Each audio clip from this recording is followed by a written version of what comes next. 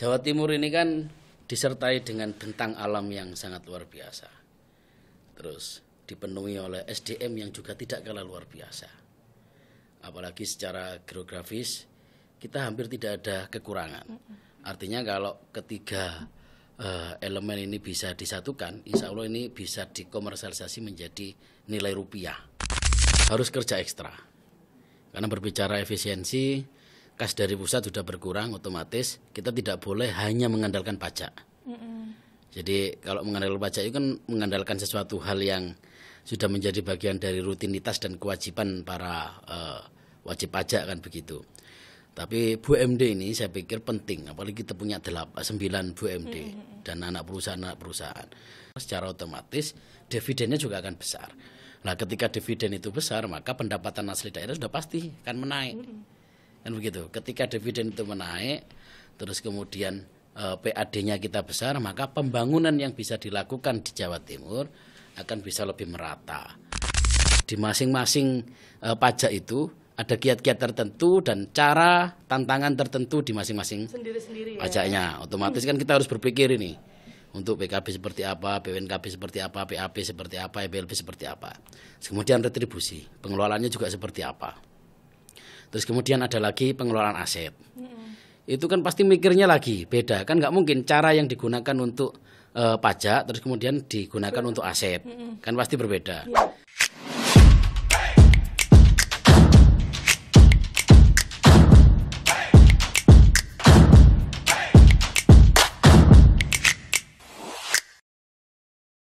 Selamat datang kembali di podcast Kios Koran bersama dengan saya Nilu Rara, yang kali ini kita akan mengobrol santuy, ya kan? Ngobrol santuy bersama anggota Dewan Perwakilan Rakyat Daerah. Di sini ada Bapak Multazamud Zikri, MPD, anggota Komisi C DPRD Jawa Timur, atau yang biasa dikenal Mas-Mas Kuncritan. Mas-mas kuncrit rambut gitu kan, karena hanya Mas Azam aja ya satu-satunya dewan yang ada di Indrapura ini yang rambutnya kayak DJ Panda gitu. Ini emang dari dulu tak Mas? Atau baru-baru kemarin ada DJ Panda? Enggak, dari dulu. Lebih berarti, dulu kita pakai kuncir kayak berarti begini. DJ Panda yang terok-terok. Personal brandingnya itu lebih Pak Dewan Kuncrit. Iya, karena personal branding itu perlu gitu kan, mudah diingat. Mas Azam, ya kan saya aja ingat walau hanya 2 kali ketemu, ini yang ketiga kalinya ketemu. Mas Azam. Mas Azam apa kabar hari ini? Alhamdulillah baik, luar biasa. Baik. Laper? Udah ngopi? Udah ngopi tadi. Udah ngopi. Kalau kena kopi udah, yang lain sudah lewat. Asik. Ini dari rumah atau dari mana, Mas? Dari rumah. Dari rumah ya? Benowo ya? Dari Benowo. Oh, Benowo kira ngawur ya. Benowo Surabaya Barat. Surabaya Barat. Udah tinggal dari tahun 2018 di sana. Di sana. Kalau balik ke Pasuruan dan juga Probolinggo di setiap hari Jumat Sabtu Minggu apa cuman beberapa bulan sekali? Setiap Jumat Sabtu Minggu rutin, tapi terkadang kalau ada undangan kayak hari ini nih, ini kan musim Maulid. Oh iya, iya iya kan? benar-benar. Ini sudah sibuk berarti ya? Sudah sibuk banget dan ngerusak body. Kok bisa? Iya, karena kan Maulid kan pasti malam. Iya sih. Dan kalau malam habis acara pasti makan. Oh iya. Kan? Habis makan? Habis makan tidur kan begitu. Ngerusak body banget sih. Ngerusak body. Karena kan kalau sudah diundang terus habis acara kumpul-kumpul, yang semuanya makan masa kita nggak makan kan begitu. Harus menghargai. Harus menghargai. Jadi orang Jawa nyeneng sing masak. Betul, benar-benar Mas. Mas Azam, ini kan kalau kerja di Indrapura itu, apalagi Mas Azam ini kan baru terjun ke dunia politik itu di tahun 2024. Ya. Masih tahun kemarin berarti 1 tahun lah. Pas 1 tahun ya? 1 tahun. 1 tahun pas. Nah, itu 1 tahun lebih beberapa hari deh. Beberapa hari. Tanggal 31 Agustus. 31 Agustus Bener ya. Itu gimana kesan pesannya ketika Mas ini kerja ngantor di situ? Itu kan pasti banyak ketemu sama orang-orang yang senior. Terus apakah juga ada teman-teman yang kayak Mas yang baru terjun ke dunia politik atau gimana? Ya kalau terjun di dunia politik terhitung lumayan banyak sih hari ini ya. Kayak saya di Komisi C itu ada beberapa yang baru 2024. Sama berarti? Sama. Nah, misalnya dari PKB yang dari 5 orang kita di Komisi C, yang 4 baru semua. Oh. Yang 4. Kemudian ada dari beberapa partai lain itu juga baru tahun ini juga. Artinya kan kita bisa sama-sama belajar lah. Podo-podo wong bingung ya. Podo-podo wong sing ngertine ya. Wong anyar kan biasanya bingung. Ya kan, manten anyar bingung Oh, kok. temenan apa ngerjakno sak Jawa Timur. Lah, mana kan ada Jawa Timur. Manten anyar lho ngurusi satu orang. Bingung ya, Mbak. Apalagi ini berjuta-juta ya kan. Cara memanfaatkan dirinya gimana? Ada Ya. kesulitan enggak? Kalau kesulitan alhamdulillah enggak. Yang penting kan kita bisa berbaur dengan lintas usia lah ya. Lintas usia karena ada yang senior terus kemudian ada yang baru tapi posisinya seumuran atau baru tapi senior kan ada juga. Karena kan jadi DPR ini kan enggak kayak kuliah tuh. Kalau kuliah kan ada semester 1, semester 2 ya, beruntun dan usianya kan kita kira hampir sama. Iya. Tapi kalau DPR ada yang baru tapi usianya udah usia senior. Tapi mahasiswa juga ada kok yang baru kuliah itu setelah nikah gitu kan banyak sekarang. Batasan usia kan ada juga hari Ada ini. ya sekarang? Ada. Soalnya zaman saya dulu nggak ada. Kalau di negeri itu maksimal 4 tahun setelah lulus baru bisa masuk. Oh, Kalau sudah lewat dari 4 tahun sudah nggak bisa di negeri. Soalnya saya bukan negeri dulu. Wow, luar negeri berarti. Pantesan. Iya. Berarti nggak ada kendala ya selama Mas Azam ini namanya bekerja sebagai anggota Ya. pas lagi di Indrapura sana. Yang penting mau belajar aja. Mau belajar. Jadi kalau dikatakan baru kan memang baru, tapi tidak baru-baru amat juga. Karena 2019 saya juga pernah jadi tenaga ahli fraksi. Iya. Meskipun hanya beberapa bulan, hanya berapa bulan waktu itu 3 bulan kayaknya. Masih belum banyak belajar juga, tapi berkaitan dengan tugas-tugas kedewanan, itu kan satu ada aturan, ada tatib, terus kemudian ada bidang-bidang ya yang ditentukan oleh komisi. Kalau kita mau belajar, terus tidak malu untuk bertanya, terutama terhadap senior-senior yang sudah 2 periode, 3 periode, ya. Insya Allah lancar. Lancar. Nah, Nggak kalau ada kita malu bertanya ya sesat di jalan. Sesat di jalan. Cakep. Kan pantun ini tadi. Ngomong-ngomong sudah 1 tahun ini, Iya. pasti kan ada pengalaman-pengalaman yang menarik nih. Apa nih Mas kira-kira pengalamannya selama di Indrapura ini? Pengalaman menarik apa ya, 1 tahun ini kayaknya yang menjadi pengalaman baru ya. Kalau dulu kita zaman kuliah pasti kan ngundangnya kepala dinas kan begitu kan, untuk ngisi seminar kan begitu kan. Hari ini kepala dinas sudah jadi mitra kita dan kita sudah bisa mengevaluasi kepala dinas. Gitu. Ngeri. Ngeri lah ya. Jadi kayak misalnya pas waktu kuliah gitu kan, kalau kita bikin event terus ngundang gubernur mau datang itu kan Sekarang bestie. kesannya wow kan begitu kan. Sekarang gubernur bestie. Biasa. Kalau kita gini kan, wih semua ngeri-ngeri. Iya. Sekarang ini Mas, saya ke Mas dan lain sebagainya. Kalau dulu kan, wah DPR gitu kan. Iya. Sekarang bestie. Sama DPR bestie kan. Saya kadang malah ketika turun ke dapil ya, di kegiatan-kegiatan warga, terus kemudian ada event-event yang diadakan warga, terus kita diundang. Kadang kita itu lupa kalau anggota dewan. Saking biasanya. Saking mungkin biasanya. ya, sama masyarakat itu. Karena terlalu dekat. selama ini kan kita sangat dekat banget, terus kemudian ngerokok bareng, ngopi bareng, ngobrol bareng kan begitu kan. Nah, ketika jadi anggota dewan, baru turun dari mobil sudah disambut. Rasanya Harus kayak dipersilakan, campur nggak sih? kayak gimana gitu, nggak nyaman sama sekali. Gitu. Berarti Mas Azam ini low profile. Jadi saya kalau datang kegiatan warga, misalnya acara jam 9 misalnya, jam 9 atau jam 10 pagi misalnya. Minimal 30 menit sebelumnya saya sudah di sekitar situ. Karena dulunya seperti itu, makanya tahu waktu maksudnya. Iya. Soalnya kan Mas Azam dulu sebelum menjadi DPRD kan jadi warga itu kan kalau menunggu itu nggak enak ya. Nggak enak, betul. Ngerti rasanya. Jadi ngopi-ngopi gitu kan di sekitar acara gitu kan.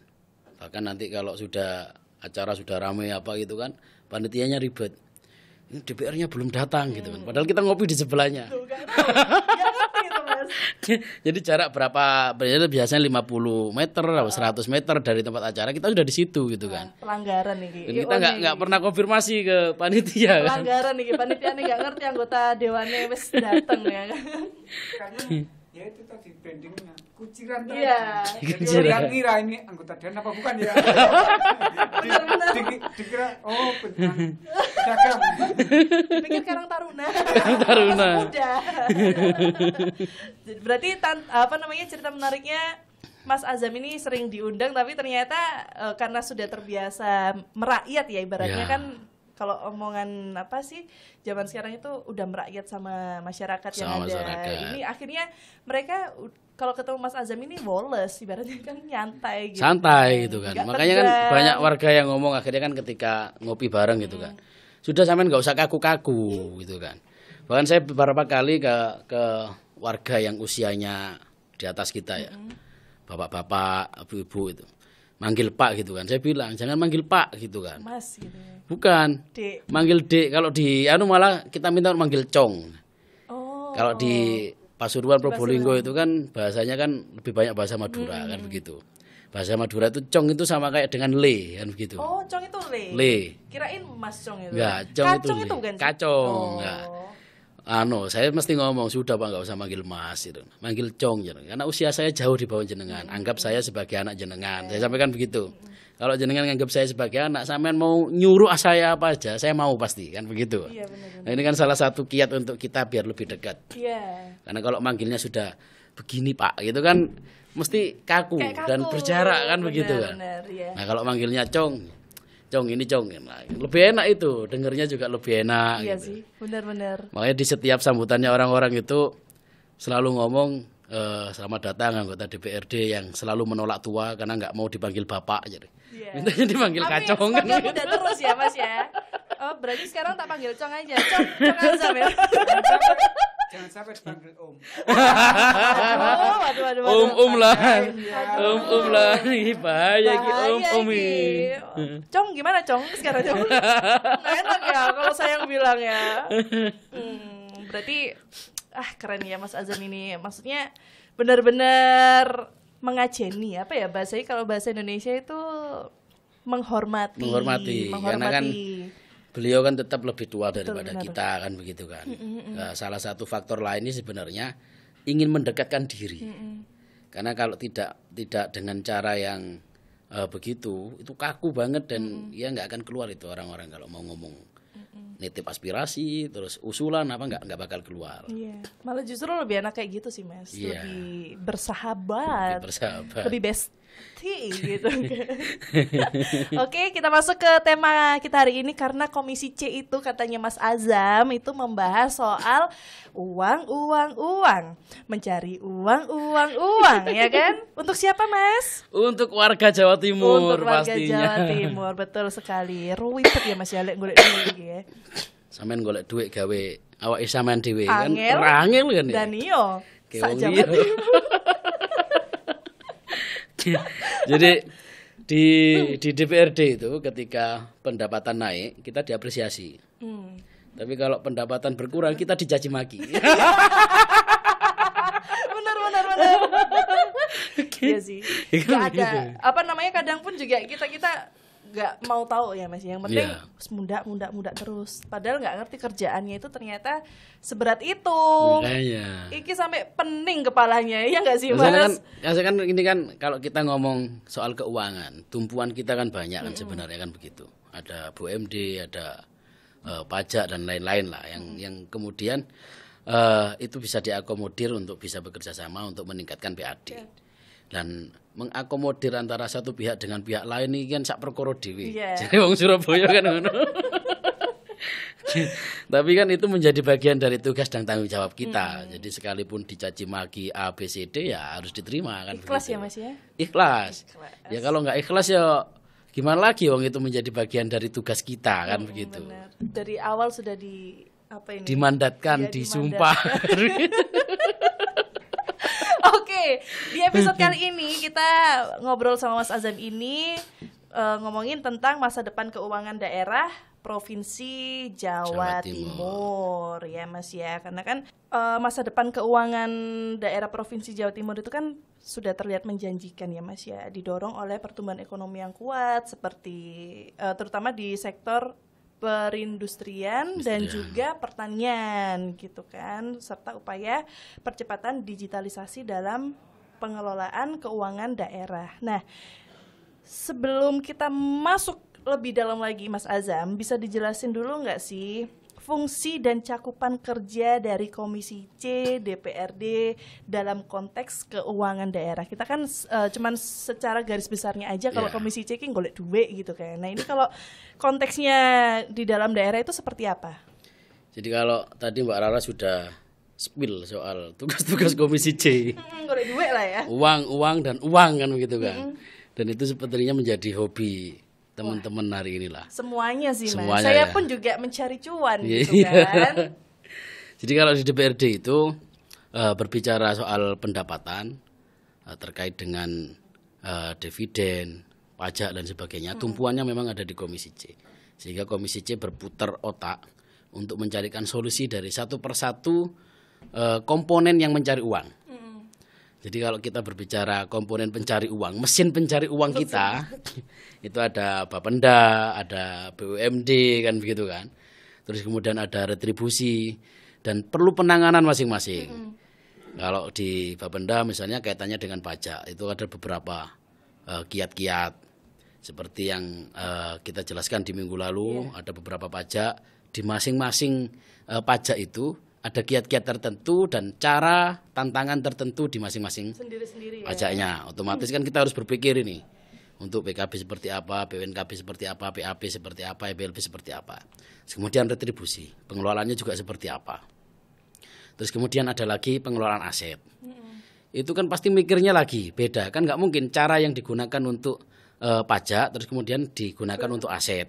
Kan pasti berbeda. Iya. Belum lagi ngomong soal BUMD. BUMD kita ada 9 BUMD.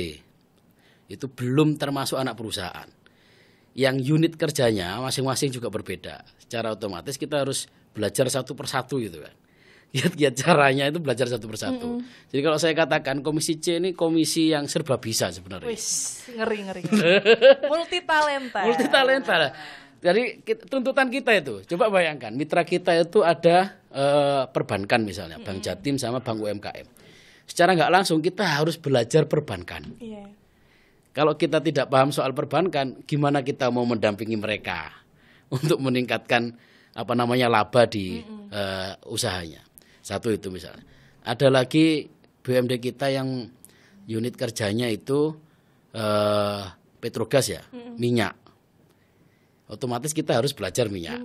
Kan nggak mungkin pendampingan terhadap perbankan kita pakai di Minyak. ya kan begitu. Ada lagi yang kaitannya dengan properti. Pasti berbeda lagi. Belajar lagi soal properti. Infrastruktur. Belum lagi soal pangan misalnya.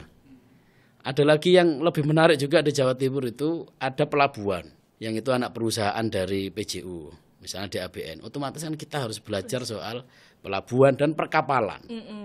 Dan Komisi C itu kalau dipikir-pikir, saya awal-awal masuk ini, setelah hearing sama perbankan, bahasanya sudah perbankan semua kan begitu. Udah hafal lah ya, udah tertanam. Habis itu ketemu sama DABN misalnya. Buyar mana? Buyar mana ini? Urusan kapal Pak, coba bayar. Buyar mana? Sing ning kene iki merotol kabeh ya. Pindah ke ilmu yang satunya lagi. Kait paham Sing soal paham, perbankan, meretel. geser mana meretel mana gitu. Iya, wis tadi dosen ae, Mas. Ya perbankan, perkapalan, perminyakan, sebanyak pokoknya Mas ya. Tetapi yang penting itu tidak stres saja. Karena kenapa di Komisi C itu kita tiap hari selalu disuguhi oleh angka-angka. Ah, itu. Yang angkanya miliaran bahkan triliunan. Yang wujudnya kita tidak pernah tahu. Hanya angkanya aja, tapi bentuknya ini nggak ngerti. Ini di mana ini gitu. Di kawan apalan bisa. Andai kata ya. Apalan. Harus sesuai kan Mas harus ya. Sesuai. Angkanya berapa? Karena berbicara angka itu kan ya agak riskan kalau salah angka kan begitu. Kurang 0 aja. Udah bahaya. Udah bahaya kan langsung begitu. Andai kata di Komisi C, pembahasan soal pendapatan itu uangnya ditata di meja, kayaknya lebih semangat ya. Ini namanya konferensi pers namanya ya. Habis itu dibagi-bagi. Misalnya kan namanya Pak. Satu Ternyata gedung penuh begitu. itu, kalau Satu uang. gedung penuh dengan uang Uang. itu. Ternyata begitu ya. Hanya tahu angkanya tapi nggak tahu wujudnya. Nggak tahu wujudnya. Saya Jadi kasih kalau- Mas wujudnya. Boleh. Boleh. Boleh. Tapi nanti difotokopi sendiri. Karena segitu nggak ada uangnya. Oke, lanjut. Iya. Mas Azam sendiri bagaimana Komisi C ini melihat peran BUMD dalam memperkuat keuangan daerah ke depannya? Kalau ke depan harus kerja ekstra. Karena berbicara efisiensi, kas dari pusat sudah berkurang otomatis, kita tidak boleh hanya mengandalkan pajak. Jadi kalau mengandalkan pajak itu kan mengandalkan sesuatu hal yang sudah menjadi bagian dari rutinitas dan kewajiban para wajib pajak kan begitu. Tapi BUMD ini saya pikir penting, apalagi kita punya 9 BUMD dan anak perusahaan. Kalau dari holding perusahaan BUMD terus kemudian anak perusahaan itu bisa bekerja secara efektif, maksimal, terukur dan bisa menghasilkan laba yang besar, secara otomatis dividennya juga akan besar. Nah, ketika dividen itu besar, maka pendapatan asli daerah sudah pasti akan menaik. Kan begitu. Ketika dividen itu menaik, terus kemudian PAD-nya kita besar, maka pembangunan yang bisa dilakukan di Jawa Timur akan bisa lebih merata. Semuanya bisa merasakan. Kalau harapan kita kan BUMD bisa memastikan bahwa ke depan Jawa Timur tidak boleh ada yang ditinggal. Jadi warganya, terus kemudian infrastrukturnya, asetnya tidak boleh ada yang ditinggal itu. Semuanya harus bekerja Harus bekerja. untuk Jawa Timur lebih baik. Kira-kira kan begitu. Sejahtera gitu kan. Iki kok suwe-suwe kayak nyalon gubernur. Menyampaikan visi misi. Kudu kerja ekstra ya Mas ya. Menurutnya Iya. Mas Azam sendiri. Strateginya apa Mas untuk meningkatkan kerja ekstra biar kerja ekstra? Satu yang kalau di BUMD ya, Iya. yang harus diperbaiki itu evaluasi dari Komisi C adalah SDM dari komisaris dan juga jajaran direksi. Karena sejauh ini SDM yang ada itu masih SDM lama. Dan cara kerjanya juga masih cara kerja lama. Belum terbuka untuk generasi milenial atau generasi Z ya, Iya. yang hari ini sedang menguasai Iya, menguasai segala lini digitalisasi, kan, ya. menguasai segala lini. Jadi biar tidak terkesan kolonial usaha-usaha yang dijalankan, maka perlu diadakan reformasi di tubuh BUMD. Jadi ya kasih kesempatan lah kepada teman-teman muda itu yang mohon maaf yang senior dijadikan komisaris misalnya untuk jadi pembimbing di jajaran direksi bisa diisi oleh anak-anak muda. Cara kerjanya pasti beda. Iya. Nah, kita juga tidak meninggalkan orang-orang yang lama kan begitu. Orang-orang yang lama bisa jadi komisaris untuk mendampingi dan mengarahkan. Anak muda akan bekerja dengan caranya gitu kan. Seperti DPRD ya kan? Seperti DPRD. Iya kan benar ya Mas ya. Betul, yang betul. senior ini yang menjadi mentor. Yang jadi mentor. Yang baru-baru ini belajar sambil jalan. Sambil jalan. Gitu kan. Karena ya kalau kita semuanya yang bekerja ini yang sudah kolonial itu kan pastinya mau sampai kapan kita betul. menjalankan kerja yang seperti itu. Sedangkan kita juga butuh regenerasi. Benar. Jadi kalau mohon maaf ini, sebelum yang berpengalaman ini sudah meninggal ya regenerasi harus tetap dijalankan. Karena kalau keduluan meninggal, bingung ini yang baru kan. Iya. Baru masuk ini mau melakukan Mau apa ini? Karena ya semuanya ada di yang lama kan begitu kan. Makanya saya beberapa kali menyarankan kepada gubernur dan keterwakilan dari Pemprov yang membidangi soal BUMD, ada Biro Perekonomian di situ menyampaikan bahwa reformasi di tubuh BUMD itu penting dilakukan. Karena zaman hari ini itu sudah berbeda dengan zaman orang-orang lama. Cara misalnya pemasaran produk, terus kemudian usahanya, cara kerjanya gitu kan. Bisa jadi yang baru, anak-anak muda itu bisa lebih agresif daripada orang-orang yang lama. benar. Cuma terkadang kalau kita lihat selama ini di BUMD itu masih kurang percaya terhadap anak-anak muda. Padahal di tangan anak muda gitu. Malah justru bisa mengangkat. Aslinya kan begitu. Coba kasih kesempatan aja lah gitu. Kasih kesempatan, kasih ruang. Insya Allah semuanya bisa dipoles dan bisa menghasilkan laba yang besar. Ya mudah-mudahan lah dikasih kesempatan buat anak-anak Gen Z ini supaya juga mereka bisa mengeksplor kemampuannya. Betul. Gitu kan, yang selama ini kita itu kayak sik cilik kan Cilik, kadang gitu kan.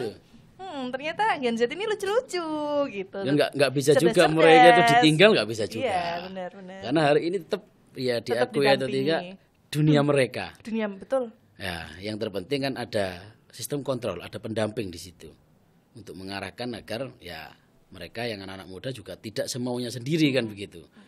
Tapi itu akan bisa menjadi lebih baik daripada nunggu ini sudah mati semua baru diisi anak muda. Wah, sampai mati gitu loh. Tapi sampai saat ini emang masih tidak ada ruang untuk teman-teman Gen Z.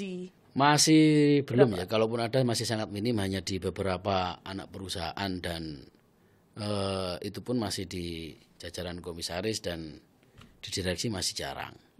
Artinya masih didominasi oleh golongan-golongan tua lah kalau saya selalu nyebutnya Senior begitu. lah ya. Sekalipun di beberapa kesempatan saya sangat tegas dan keras menyampaikan kepada Biro Perekonomian gitu kan. Memang penunjukan komisaris dan direksi itu wewenang gubernur itu kan. Kita tidak akan mengintervensi gubernur siapa orangnya kan begitu.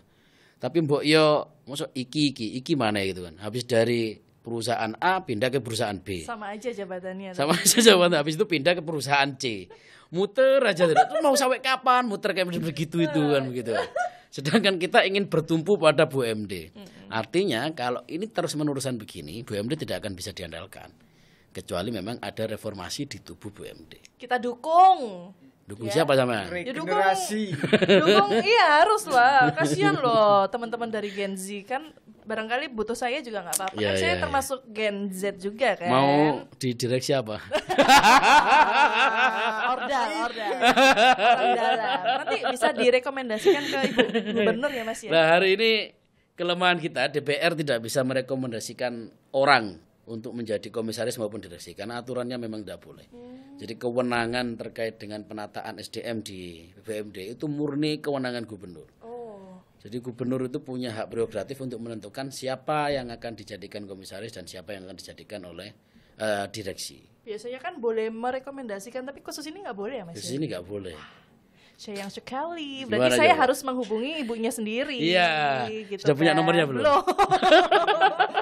Padahal kalau regenerasi ini berlanjut ya, ini akan membuka lowongan pekerjaan banyak. Betul, lowongan Betul. pekerjaan pasti ada banyak gitu kan buat teman-teman yang fresh. Yang fresh. Fresh tea bukan. Oke, Terus gitu. Mas Azam.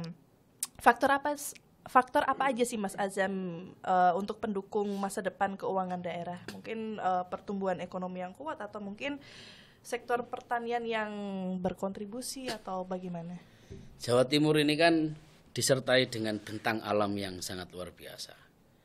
Terus dipenuhi oleh SDM yang juga tidak kalah luar biasa. Apalagi secara geografis kita hampir tidak ada kekurangan. Artinya kalau ketiga elemen ini bisa disatukan, insya Allah ini bisa dikomersialisasi menjadi nilai rupiah. Jadi bagaimana SDM itu mengelola alam, SDM itu mengelola potensi, mengelola segala peluang yang ada. Entah itu melalui BUMD, entah itu melalui kekayaan yang dimiliki oleh Pemprov. Artinya Pemprov hari ini punya aset yang sangat luar biasa. Di luar BUMD ya yang bisa dimanfaatkan. Itu ada aset. Aset itu ada yang berupa bangunan, ada yang berupa tanah-tanah juga.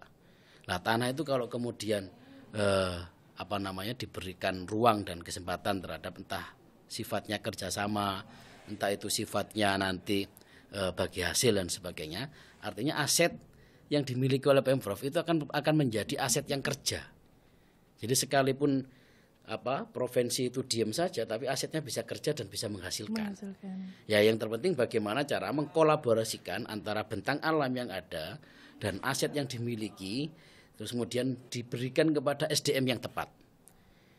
Jadi warga Jawa Timur kalau nyari orang pinter kayaknya nggak kekurangan. Mbak Rara masuk pinter pisan enggak? Saya cerdas, bukan pintar. Terus kalau asetnya nganggur Mas gimana? Kan banyak juga ya di Jawa Timur aset yang nganggur dan itu enggak ya banyak sih ya. Banyak. Banyak. Kalau aset di Jawa Timur kan kalau kita ngomong aset kan jumlahnya ribuan, Pak. Sampai kita aja pernah disodori tanya soal aset Jawa Timur tuh setebel ini. Nah, kan. Mau nyari satu persatu mana Susah. aset yang produktif dan tidak produktif juga susah. Akhirnya kita merekomendasikan bahwa aset yang di Jawa Timur itu kan bukan full seluruhnya ada di bawah satu OPD, tapi ada beberapa OPD yang membidangi. Misalnya yang berkaitan dengan lahan, terkadang itu ada di pertanian, kadang juga ada di kehutanan kan begitu. Nah, tinggal kita koordinasi dengan OPD, aset-aset mana saja yang aset produktif, aset mana saja yang tidak produktif. Aset yang produktif bisa kita manfaatkan dong. Kalau yang enggak? Kalau yang tidak produktif, kendalanya apa? Kan masih bisa didalami itu. Nah, Kayak misalnya, aset ini berupa gedung, tapi gedung tua, kan begitu kan. Gedung tua, kalau gedung tua peninggalan Belanda misalnya, kan ada beberapa daerah yang aset Provinsi Jawa Timur itu memang peninggalan Belanda. Itu kan bisa ditawarkan kepada pihak ketiga, dijadikan kafe yang yang modelnya nuansa kolonial. Iya kan? Nah, yang didesain Instagramable kan begitu kan. Jadi bisa jadi tempat nongkrong, bisa jadi tempat foto-foto, tempat konten kan begitu kan, pemotretan, studio, banyak lah. Yang terpenting hari ini itu kita harus kuncinya, Mbak. Kita harus melibatkan anak muda. Lagi-lagi anak muda ya, Mas? Lagi anak muda, karena yang tahu kondisi anak muda ya pasti anak muda. Yang tahu kondisi tua ya orang tua. Masalahnya begini, tren hari ini teman-teman nongkrong di kafe tujuannya bukan hanya sekedar ngopi. Pasti di dalamnya ada konten, ada foto. Jadi tempat-tempat estetik itu sudah menjadi sasaran oleh teman-teman Gen Z ya, daripada rasa yang dijual. Iya, betul. Misalnya jualan kopi tapi kopinya biasa saja, ya misalnya ini kopinya biasa saja, tapi tempatnya sangat luar biasa, estetik, Instagramable misalnya, itu pasti akan lebih laku daripada yang murni hanya jualan kopi. Dan pangsa pasar pasti akan ketemu. Kalau anak-anak muda itu pasti senangnya ya tempat nongkrong yang Instagramable, benar. bisa foto-foto. Kalau Mbak Rara kan nyaman juga. Iya, kalau Mbak Rara mungkin melihat di setiap tongkrongan-tongkrongan yang kafe estetik, itu pasti di pojok sana orang foto, di pojok sana orang joget-joget kan? Iya, TikTokan. TikTokan kan begitu kan? Tapi saya bukan ya. Iya sih Mas, benar. Rata-rata kan begitu. Nah, kalau itu bisa kita bedah satu persatu aset itu. Ini tidak produktif karena bangunan tua. Misalnya kan begitu. Ini tidak produktif karena gudang misalnya.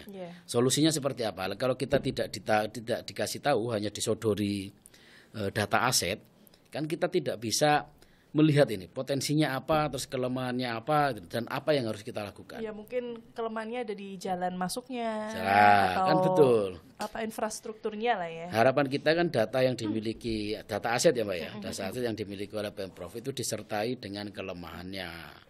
Ada keterangan lah, ini akses masuknya kecil. Tapi nggak ada di situ. Nggak ada, ini hanya aset misalnya di Pasuruan ada sebidang tanah ukuran sekian, hanya tanah saja. Nah kondisi tanahnya seperti apa? Apakah di situ tanahnya memang subur atau memang sudah banyak pohonnya sehingga tidak bisa digunakan untuk aktivitas pertanian, untuk pembangunan atau apa kan nggak tahu kita.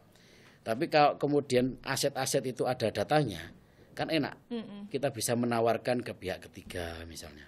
Ini ada tanah ini, kelebihannya ini, tapi untuk kekurangannya seperti ini gitu. Enak kan kalau model begitu, sehingga investor masuk itu sudah bisa memilih lah.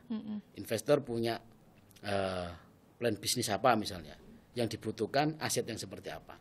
Nah itu kalau kemudian terpetakan semua ribuan aset itu, coba bayangkan dulu. Ribuan ya ini ya. Ribuan aset.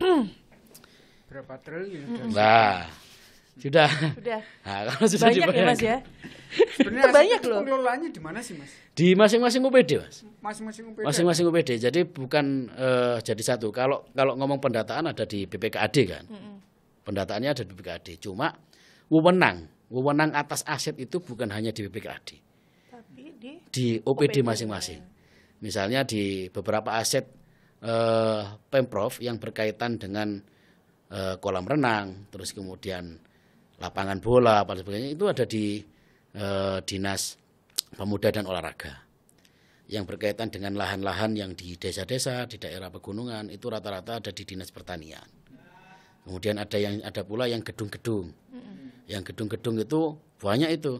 ada yang di dinas pendidikan, ada yang di dinas sosial, ada yang di dinas kesehatan, ada yang di pariwisata gitu kan. Kayak misalnya di Pasuruan ada lahan yang sangat luas, ada bangunan yang sangat luas tapi kurang terawat. Taman Candrawilatikta misalnya. Itu kalau dikelola dengan baik kan potensinya luar biasa. Pemandangannya kan Pemandangannya bagus. bagus untuk konser, untuk bikin event apapun lah di situ kan bagus. Nah, cuma hari ini kan masih banyak kekurangan-kekurangan. OPD terkadang bingung juga, kebanyakan aset, mau ngelola yang mana ini dulu kan begitu. Nah, harapan kita kan yang kita dorong aset yang mendekati produktif. Ketika dikelola sendiri mampu, mari kita kelola. Yang mendekati produktif tapi tidak bisa dikelola oleh OPD terkait, ya sudah ditawarkan saja ke investor, entah bentuknya sewa atau bentuk kerjasama. Kalau kerjasama kan bagi hasil. Nah, dengan begitu dari pemanfaatan itu kan menjadi pendapatan daerah itu dan pasti masuknya kan ke PAD itu. Harapannya begitu. Kenapa kok nggak dikumpulkan jadi satu gitu? Misalnya didata menjadi satu terus dikasihkan website. Oh ini data-data dari aset-aset itu. Kalau data-data dari aset ada. Sudah ada website. Sudah ada websitenya di BPKAD.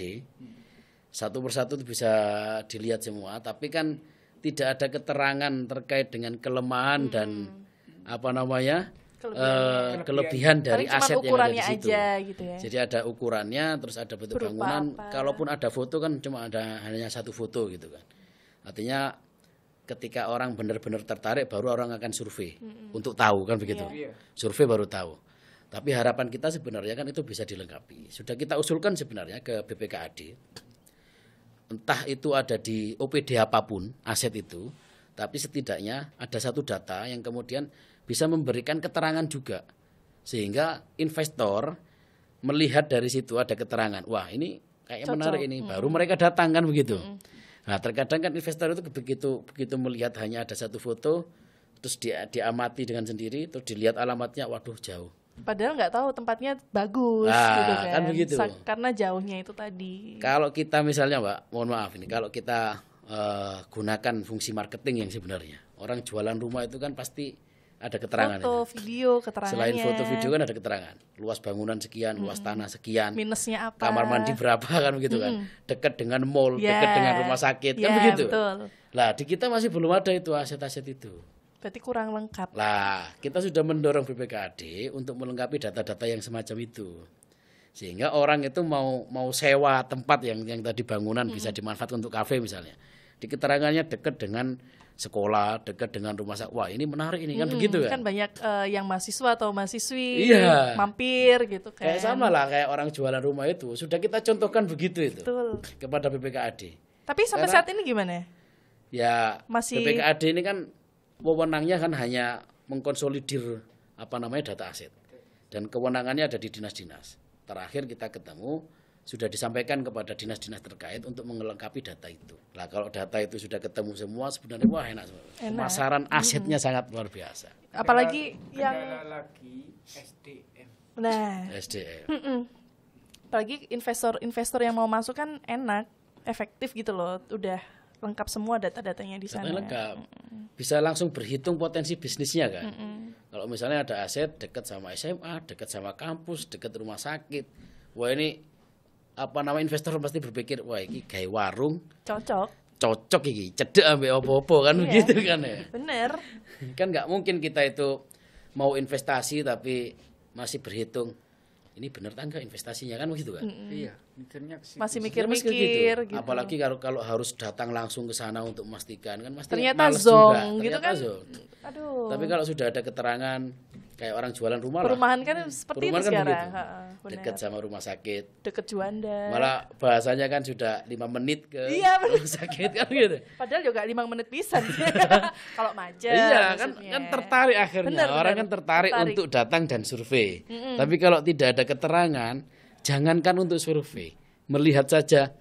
Duh, oh boy, kan mungkin begitu. Benar. Nah, makanya kita sampaikan kepada BPKAD, tolonglah ini aset ini biar bisa kerja. Jangan terus kemudian aset ini membebani kepada keuangan provinsi.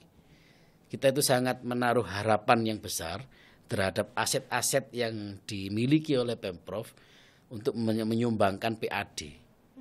memaksa aset untuk bekerja. Iya, itu kan salah satu pemasukan yang besar juga. Yang kan, besar Mas? itu, Besar coba pol. bayangkan. Coba kalau yang enggak, yang nganggur ini dimanfaatin kan wes banyak itu pastinya. Kalau Kalau dibiarkan kan rusak itu, Mbak. iya lama-lama nggak ada yang ngeramut Nggak juga. ada yang ngeramut. Lama-lama jadi ini wisata horor. Yang bangunan jadi rumah hantu gitu kan. Kalau ngomongin soal aset Mas Azam, apakah ada contoh dari salah satu daerah yang menjadi kayak percontohan gitu dalam pengelolaan aset di daerah Yogyakarta. Jawa Timur. Kalau Kalau di Jawa Timur belum ada. Oh, di Jawa Timur ada Probolinggo. Probolinggo di mana itu? Di Bentar ya, Pantai Bentar. Oh, di pantainya. Pantai Bentar itu asetnya Pantai Bentar. kabupaten yang dulunya BUMD. Tapi karena BUMD-nya tidak mampu untuk mengelola aset itu akhirnya dikerjasamakan dengan pihak ketiga. Ini ya Pantai Bentar Probolinggo. Ya. Wah. Iya, ini sudah banyak yang ke sana ternyata ya. Banyak dong. Belum pernah ke sana ya. 20 plus wahana. Terus juga ada camping areanya Ada juga. camping Wah, area, bro. keren. Nanti Bisa naik Pacitan, kereta gantung Pacitan juga juga di ada. situ. apa? Pacitan, pantai yang disewakan ke swasta itu Teleng Ria. Oh ya, Teleng Ria juga Teleng Ria. disewakan. Terus Itu saya kok belum asetnya. pernah ke sana semua ya. Kayaknya harus ke sana. HTM-nya juga murah ini, 20.000. 20.000. Iya, kurang healing kamu. Iya, berarti itu salah satu contoh aset yang menjadi percontohan di Jawa Timur gitu. Semoga pantai-pantai yang lainnya juga bisa meniru gitu kan, supaya bisa menjadi pemasukan yang besar di Betul. daerahnya masing-masing. Asetnya yang kerja. Aset bukan manusianya. Bukan manusianya, Manusianya asetnya tinggal yang duduk-duduk kerja. aja, ntar uang lari ke kita gitu. Makanya apa susahnya kan kita ini nggak kerja. Asetnya yang Hitung-hitung kerja. mengurangi pekerjaannya dari komisi C. Betul. Gitu kan. Membantu, bukan mengurangi, Iya, membantu. benar. Membantu pekerjaan dari Komisi C DPR di Jawa Timur gitu kan. Betul. Terakhir Mas Azam, Oke. untuk harapannya, jikalau Komisi C ini diberikan kartu ajaib untuk mengubah satu hal yang besar agar keuangan daerah Jawa Timur ini lebih baik di masa depan, apa yang akan dirubah? Reformasi birokrasi di tubuh BUMD. Sudah, itu kuncinya itu. Itu aja. Potensinya bagus tapi SDM-nya kurang bagus. Rungokno. Digital marketing. Digital Gitu. Saya bukan sekali dua kali kita bahkan di depan direktur-direktur kita pernah menyampaikan ngomong begitu. gitu. Ya berarti harus didengarkan. Jangan didengarkan aja sih. Harus ada reformasi nih. Harus ada. Harus reformasi ada. biar Mbak Rara bisa jadi direktur kira-kira. Amin. Pokoknya yang baik-baik saya aminin aja Mas ya. Doa Mbak ya. Doa, kata-kata adalah doa. Kata-kata adalah doa. Nah, rungokno harus ada reformasi itu tadi. Minimal nanti direktur PKK dulu lah. Loh. Podcast kirain PKK yang ibu-ibu itu mah. Kalau PKK ibu-ibu jadi istrinya kepala daerah Oh dong. iya, wali kota dulu ya. Atau gubernur dulu. Oke, Mas Azam, terima kasih banyak waktunya kita Oke. ngobrol santai di sini. Pokoknya setiap kali ketemu Mas Azam iki wis kudu guyu wae. Tapi serius. Tapi serius. Padahal aku duduk pelawak loh. Duduk pelawak, mantan pelawak, bukan. Dan pembahasannya pun juga penjabarannya ini mudah diterima oleh seluruh kalangan gitu, dipahami gitu loh Mas. Karena kan Alhamdulillah. komunikasi yang dapat dipahami itu malah justru yang gampang ditangkap sama orang-orang gitu. Siap, Enggak sing rodok berat gitu ya. Terima kasih Mas Azam. Sama-sama. Sudah meluangkan waktunya untuk mampir Oke. ke podcast Kios Koran untuk ngobrol-ngobrol terkait keuangan, uang dan uang. Yang dimana semua membutuhkan uang, tapi tugas beliau mencari cuan. Sampai ketemu lagi di podcast Kios Koran episode selanjutnya ya. Bye-bye. Wassalamualaikum warahmatullahi wabarakatuh.